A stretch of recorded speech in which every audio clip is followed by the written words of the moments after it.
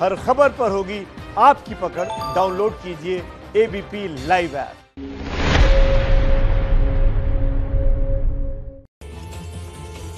देखिए, आज से देश के कई हिस्सों में लॉकडाउन में रियायतें देने की शुरुआत हो गई है। हालांकि दिल्ली, मुंबई, अहमदाबाद जैसे कोरोना हॉटस्पॉट में कोई छूट नहीं है। पंजाब, कर्नाटक, तेलंगाना जैसे राज्य बेहद एहतियात बरतते हुए बहुत सीमित छूट दे रहे हैं। देश में फिलहाल कोरोना के मरीजों की संख्या 17,265, मरने वालों का आंकड़ा 543। और अच्छी बात यह कि कई जिले ऐसे जहां एक भी कोरोना का मामला नहीं है। साथ ही राज्य सरकारें स्थितियों का जायजा लेकर अपने अपने हिसाब से छूट दे रही हैं। जिस तरीके से उत्तर प्रदेश में 56 जिलों में रियायत दी गई। पर अब सवाल यह कि तस्वीरें जिस तरीके की आज सामने आई वो तो परेशान करने वाली हैं। हाईवे पर गाड़ियों की कतार भी थी, बाजार में भीड़ भी थी। तो सवाल यह, कहीं लॉकडाउन में छूट जल्दबाजी तो नहीं? इसी पर करेंगे चर्चा। पहले रिपोर्ट। लॉकडाउन में छूट से छूटे प्रशासन के पसीने। यूपी में 19 ऐसे जिले हैं जहां पर 10 या 10 से ज्यादा केसेस हैं। वहां पर ज्यादा सुविधाएं नहीं शुरू की गई हैं। जो पहले सिस्टम चल रहा था वैसे ही चल रहा है। लेकिन जो बाकी 56 जिले हैं, उन 56 जिलों में आज जो कई ऐसी चीजें हैं जो केंद्र सरकार के गाइडलाइंस के मुताबिक शुरू की गई हैं। और यही वजह है कि सड़कों पर आज रोज की तुलना में ज्यादा भीड़ दिखाई दे रही है। जरा सी छूट में लोग करते नजर आए बड़ी चूक।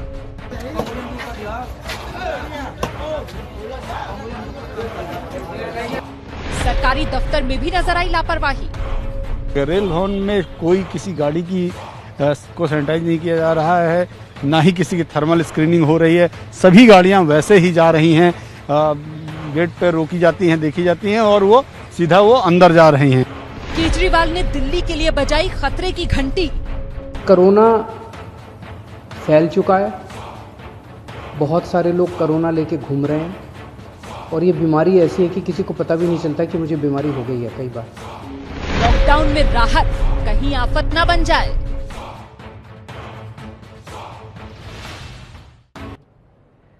परिचय कराते हैं आपका खास मेहमानों से। डॉक्टर सोनिया लाल डायरेक्टर हैं मेट्रो अस्पताल की, वो हमारे साथ मौजूद हैं। डॉक्टर समीर गुप्ता डायरेक्टर उमकल अस्पताल हमारे साथ जुड़ रहे हैं। और हमारे साथ डॉक्टर एम वाली हैं, सीनियर कंसल्टेंट गंगाराम अस्पताल के। बहुत बहुत स्वागत आप तीनों का। डॉक्टर सोनिया लाल, ये लॉकडाउन में ढील कहीं जल्दबाजी तो नहीं है? जिस तरह से हमने देखा है कि क्या हो रहा है, उसको देख के ऐसा लगता है कि शायद जल्दबाजी है। देखो, अब गवर्नमेंट एक ऐसी सिचुएशन में फंस गई है कि इकोनॉमी को भी देखना है, हेल्थ को भी देखना है। तो कहीं ना कहीं लोगों के लिए बहुत जरूरी है। देखो, लॉकडाउन फॉरएवर नहीं चल सकता, तो इसलिए हमें ये समझना पड़ेगा कि एज अ सिटीजन हमारी रिस्पॉन्सिबिलिटी बनती है, लोगों की रिस्पॉन्सिबिलिटी बनती है कि हम सोशल डिस्टेंसिंग फिर भी मेंटेन करें, अपना मास्क डाल के रखें, हाथों को धोते रहे और अननेसेसरली अभी भी बाहर ना जाएं। जिन लोगों को अलाउड है बाहर जाना, जिनके लिए जिनको अपना काम जाके करना है, वो भी अपनी पूरी सावधानी बरतें। तो हम ये नहीं कह सकते जल्दबाजी, क्योंकि लॉकडाउन कब तक चल सकता है? महीने फिर कहीं ना कहीं कंट्री तो एक बहुत एक डिफिकल्ट डिसीजन है। क्योंकि जो माइग्रेंट लेबरर्स हैं, जो जिन लोगों के पास अभी जो जनता है, जिनके पास काम नहीं है, जो वेट कर रहे हैं, तो उनके लिए भी बहुत मुश्किल है। तो इसलिए हमारे लिए ये ज्यादा जरूरी इस टाइम पे ये है। ठीक है डॉक्टर समीर गुप्ता, जल्दबाजी तो नहीं है लॉकडाउन में? ज्यादा जरूरी है। हाँ जी, देखिए, मैं ये बताना चाहूंगा कि ये जो कोरोना बीमारी एक ऐसी बीमारी है जिसके लिए मैं आप पे निर्भर हूं और आप मेरे पे निर्भर हैं। अगर मैं अपने आप को स्वस्थ रखूंगा, अगर मैं अपना ख्याल रखूंगा, तो उससे आपको बेनिफिट मिलेगा। अगर आप अपना ख्याल रखेंगे तो मुझे बेनिफिट मिलेगा। तो ये लॉकडाउन कब खोलना है, ये बहुत ही एक नाजुक क्वेश्चन है, क्योंकि एक जगह है जान और एक जगह है जहान। अगर ये केसेस बढ़ते रहे और लोग इसका पालन ना करें तो हमें और स्ट्रिक्ट ही होना पड़ेगा लॉकडाउन खोलने के लिए, और हो सकता है कि एक्सटेंड करने की जरूरत भी पड़े। ठीक है डॉक्टर एम वाली, मुझे लगता है आपको आना चाहिए सर। मैं ये सवाल दरअसल इसलिए पूछ रही हूँ क्योंकि हमने देखा इससे पहले 21 दिन का लॉकडाउन था ना, अभी 19 दिन का लॉकडाउन चल रहा है जो 3 मई तक चलेगा। लेकिन सवाल बड़ा इसलिए हो जाता है कि साहब वो जो लॉकडाउन की डेडलाइन है उसे तो मान नहीं रहे थे, और अब जब छूट मिल रही है, यहाँ पर रियायतें खुद सरकार की तरफ से दी जा रही है, तो वो कहीं सर भारी ना पड़ जाए। मेरा तो सवाल बस इसे लेकर है, क्योंकि जिस तरीके की तस्वीरें आई हैं, सड़कों पर गाड़ियों की कतारें थी, बाजारों में ऐसी भीड़ जैसे सब कुछ नॉर्मल हो गया है। हाँ, देखिए आपने बहुत अच्छे से इसको समराइज किया, कहीं ये राहत जो है आफत न बन जाए। मुझे याद आ रहा है जब बच्चे छोटे होते हैं ना, तो स्कूल में क्लास में क्लॉक नहीं होती है और जब घंटी का वो इंतजार करते हैं, जब छुट्टी की घंटी बजती है तो इतनी उत्सुकता, व्याकुलता से, आतुरता से भागते हैं। बस वही हाल हम लोगों का है। कहीं समझदारी नहीं दिखाएंगे, कहीं अनुशासन नहीं दिखाएंगे। और दिल्ली का बेचारी का तो ये प्रॉब्लम है, दिल्ली केजरीवाल जी की भी है और दिल्ली केंद्र सरकार की भी है। अब केंद्र सरकार खुली है और जैसे रेस्ट्रिक्टेड हॉलीडे होता है, दिल्ली में छुट्टी स्कूलों में और केंद्र सरकार में छुट्टी नहीं, तो वो वाला सीन है। इसको बैलेंस करना पड़ेगा, बहुत जबरदस्त बैलेंस करना पड़ेगा। देखिए एक एक मोहल्ले में 50-50 केस हो रहे हैं, ये उनको जानना पड़ेगा। और कोरोना वायरस दिखाई नहीं दे रहा है, आंधी आती है तो धूल दिखाई देती है, कोरोना वायरस दिखाई नहीं दे रहा है। हम बिल्कुल ब्लाइंड हैं, हमको कुछ नहीं दिख रहा है। तो बहुत जरूरी है अनुशासन, बहुत जरूरी है घर में रहना और फालतू में नहीं निकलेंगे। बिल्कुल डॉक्टर वली, आप जो बात कर रहे हैं ना कि कोरोना वायरस दिखाई नहीं देता है, सर अब खतरा बड़ा इसलिए और हो गया है क्योंकि अब तो कोरोना वायरस के लक्षण भी नहीं दिखाई दे रहे हैं। मुझे लगता है इसी मौके पर जरा चला दीजिए जल्दी से दिल्ली के मुख्यमंत्री अरविंद केजरीवाल का वो बयान, जिसमें उन्होंने बताया किस तरीके से दिल्ली में अभी जो टेस्ट किए गए उसमें एसिम्प्टोमेटिक पेशेंट्स उनकी बाढ़ सी आ गई, जरा सुनाइए। कल हमारे पास 736 केसेस के टेस्ट की रिपोर्ट आई। उन 736 में से 186 कोरोना के मरीज निकले, यानी कि 25% लोग कोरोना के मरीज निकले। 186 तो काफी ज्यादा है। ये 186 के 186 सभी एसिम्प्टोमेटिक हैं, इनमें किसी में भी सिम्टम्स नहीं है, किसी को बुखार नहीं है, किसी को खांसी नहीं है, किसी को सांस की शिकायत नहीं थी, उनको पता ही नहीं था कि उनको कोरोना है। ऐसा तो दुश्मन है हमारा, ऐसा तो वायरस है जिससे हम लड़ रहे हैं डॉक्टर सोनिया लाल, कि कोई लक्षण नहीं दिखाता है, कोई सिम्टम नहीं है। और इस सब के बीच लॉकडाउन में जो रियायतें दी जा रही हैं तो उसमें ये कहा जा रहा है कि ठीक है electrician, plumber, cable, DTH worker सबको सरकार कह देगी, पास दे देगी कि हाँ ठीक है चले जाओ। अब लक्षण है नहीं है, क्या पता कौन किसके घर पर जा रहा है। दिल्ली में अभी अभी वो पिज्जा डिलीवरी वाला पूरा मामला देख भी चुके हैं हम। तो ऐसे में क्या ये जल्दबाजी नहीं, फिर सवाल वही बड़ा हो जाता है। बिल्कुल नहीं, बिल्कुल देखो कोविड-19 इन्फेक्शन के बारे एक बात पहले भी आ चुकी थी कि 80% लोगों में ये बहुत माइल्ड सिम्टम्स हैं या सिम्टम्स होते नहीं हैं। तो सबसे बड़ा चैलेंज ही हमारा इस इन्फेक्शन में ये है कि बहुत लोगों को एक्चुअली सिम्टम्स होते नहीं हैं। तो जब तक टेस्ट पर टेस्ट नहीं होगा, हम एक्चुअली कॉन्टैक्ट डिटेक्शन नहीं करेंगे और उसको आइसोलेट नहीं करेंगे, बहुत मुश्किल है जानना किसको है किसको नहीं। ऐसी सिचुएशन में जरूर लगता है कि हाँ लॉकडाउन एक्सटेंड किया जाए, क्योंकि कैसे लोगों को घर के अंदर रखें एंड क्या हम सबको अलाउ कर सकते हैं। क्योंकि मैं समझ सकती हूँ कि हमने बहुत लोगों को भी अलाउ कर दिया, जैसे कि प्लम्बर, इलेक्ट्रिशियन, क्योंकि जरूरी भी है। लेकिन इस स्थिति में ये देखना भी बहुत जरूरी होगा कि वो किस एरिया से आ रहे हैं, वो हॉटस्पॉट्स तो नहीं है, हॉटस्पॉट्स के आसपास तो नहीं है, उनकी कॉन्टैक्ट हिस्ट्री क्या है, उनको फीवर या सिम्टम्स रह तो नहीं चुकी है, क्या उनकी स्क्रीनिंग हो रही है।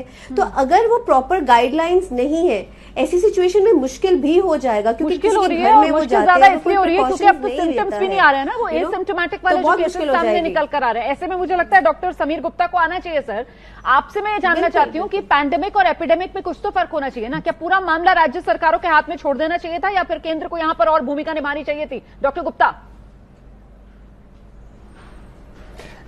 देखिए, ये भूमिका जो है दोनों राज्यों की है, ये दोनों की रिस्पॉन्सिबिलिटी है, केंद्र सरकार की और राज्य सरकार की, कि वो इसमें करें। और लोगों को ये समझना है कि जस्ट बिकॉज ये लॉकडाउन की जो उन्होंने थोड़ी रिलैक्सेशन कर दी, इसका मतलब ये नहीं कि सब कुछ ठीक हो गया, कोरोना चला गया, लोगों से इतनी समझ की हम उम्मीद कर सकते हैं क्या? हमने तो लॉकडाउन में देखा है किस तरीके से लोग कभी मॉर्निंग वॉक को निकल जाते हैं सर, किस तरीके से लोग जो है अपनी सेहत बनाने के उनको सारे ख्याल अभी आ रहे हैं, सारी नमाजें उनको अभी पढ़ लेनी है। मतलब लोग तो ऐसी हरकतें कर रहे हैं ना सर जो आम दिनों में वो नहीं करते थे, वो सब उनको लॉकडाउन में कर लेना है। हाँ, तो वही बात है। देखिए, ये हम सबके ऊपर है, जैसे कि मैंने बोला, दिस इज एवरीबडीज रिस्पॉन्सिबिलिटी है, हम सबकी रिस्पॉन्सिबिलिटी है कि हम लोग अपनी सेहत का ख्याल रखें। और जहां से कि ये पैंडेमिक और एपिडेमिक का फर्क है, ये तो एक डेफिनेशन है कि पैंडेमिक जो है ये कुछ मल्टीपल कॉन्टिनेंट्स में होता है, इतने मरीज होते हैं, इतनी कंट्रीज इन्वॉल्व होती हैं, और एपिडेमिक एक रीजनल चीज कह सकते हैं कि जैसे कि महामारी हो गई। तो ये तो एक छोटा फर्क है, लेकिन बात ये है कि ये जो है पूरी दुनिया में फैल चुका है। हाँ, और बहुत लोग इसमें एसिम्प्टोमेटिक होते हैं, जरूरी नहीं है कि आपके पास सिम्टम्स हो। मास्क पहनना, ये सब चीजें सवाल मैंने इसीलिए पूछा, सवाल मैंने इसीलिए पूछा डॉक्टर वाली, क्योंकि दिल्ली जैसी कॉम्प्लिकेटेड स्थिति जहां पर राज्य सरकार, मुख्यमंत्री आकर कहते हैं कि साहब दिल्ली में तो कोरोना फैल चुका है, बिल्कुल इस तरीके का वो बयान साफ तौर पर आकर देते हैं, लेकिन दिल्ली में ही केंद्र सरकार के दफ्तर है और वहां पर कामकाज चल रहा है। अब वो दफ्तर में काम करने वाले तो सब दिल्ली में ही रह रहे हैं ना, आ रहे हैं जा रहे हैं, इसीलिए ये खतरा बढ़ जाता है और इसीलिए मेरी चिंता बढ़ जाती है यहां पर। सर, ऐसे में किस तरीके से संतुलन बिठाया जाए? आपकी चिंता बिल्कुल जायज है। जहां मूवमेंट होगा वहां कोरोना का फैलाव होगा, पक्की बात है।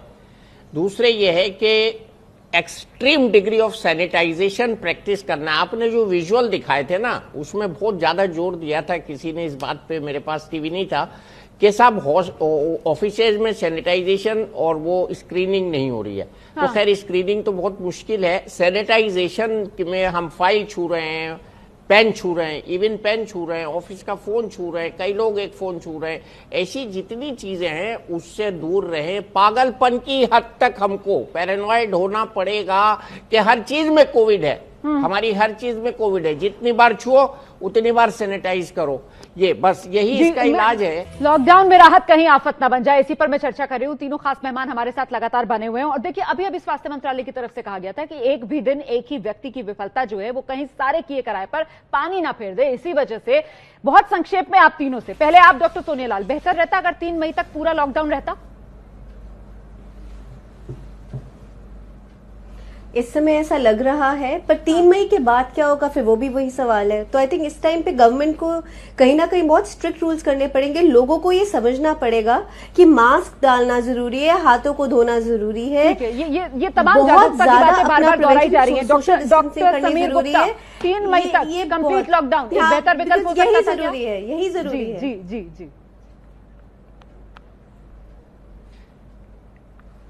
आप मेरे से ये पूछ रहे हैं कि क्या ये पूरा लॉकडाउन 3 मई तक करना चाहिए था?